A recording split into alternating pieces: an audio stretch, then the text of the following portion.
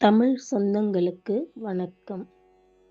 நண்பர்களே, ஒரு நிமிடம் கற்பனை செய்து பாருங்களேன். உங்கள் வயிறு எப்போதும் பசியால் எரிந்து கொண்டே இருக்கிறது. எவ்வளவு சாப்பிட்டாலும் அந்த பசி அடங்குவதே இல்லை. ஒரு நாள் அல்ல, 2 நாள் அல்ல, தொடர்ந்து 12 ஆண்டுகள். கேட்கவே நடுக்கமாக இருக்கிறதல்லவா? மணிமேகலை காப்பியத்தில் வரும் காயசண்டிகை என்ற பெண்ணின் கதைதான் இது. ஒரு சின்ன தவறுக்காக அவள் பெற்ற சாபம்தான் என்ன? அந்த பசித்தீயை மணிமேகலை எப்படி அணைத்தாள்? வாருங்கள், விறுவிறுப்பான இந்த கதைக்குள் போகலாம். காயசண்டிகை ஒரு சாதாரண மனுஷி கிடையாது. அவள் விஞ்சையர் உலகத்தைச் சேர்ந்த ஒரு வானுலக தேவதை. ஒரு முறை தன் கணவனுடன் பொதிகை மலைக்கு சுற்றுலா வந்தாள்.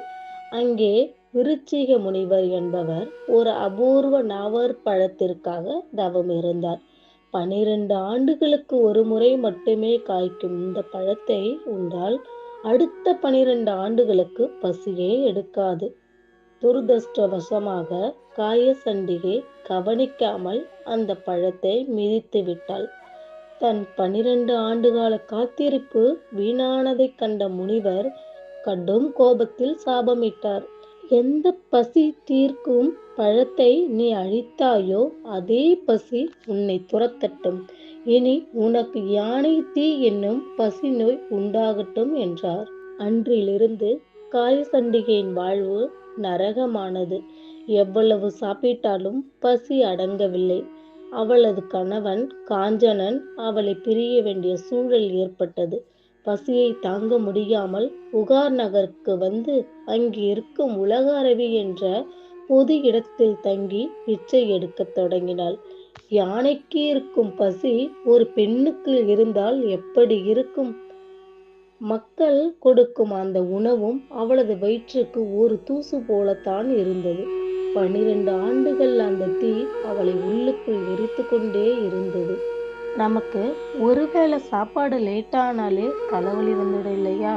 ஆனால் காயசண்டிகைக்கு இருந்தது ஒரு நிமிடத்தை கூட யுகமாக மாற்றும் யானை தீ. ஒரு பக்கம் தேவதைக்கான அழகு இருந்தாலும் மறுபக்கம் ஒரு மிருகத்திற்கான பசி. இந்த இரண்டிற்கும் நடுவே அவள் உயிர் ஊசலாடிய அந்த 12 ஆண்டு கால நரகம்தான் பசியின் உச்சகட்ட கொடுமை அல்லவா?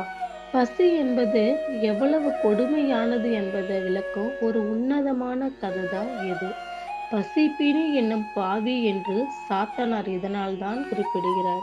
இந்த கதை உங்களுக்கு பிடித்திருந்தா மறக்காம லைக் பண்ணுங்க, உங்கள் நண்பர்களுக்கும் ஷேர் பண்ணுங்க.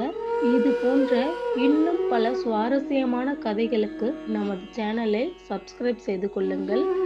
அடுத்த வீடியோவில் மீண்டும் சந்திப்போம். நன்றி.